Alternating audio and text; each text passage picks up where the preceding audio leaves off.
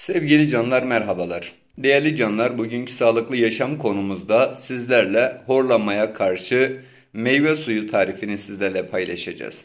Horlamaya karşı meyve suyu tarifi için malzemelerimiz 2 elma, 2 havuç, 1 limon ve 1 parça zencefil.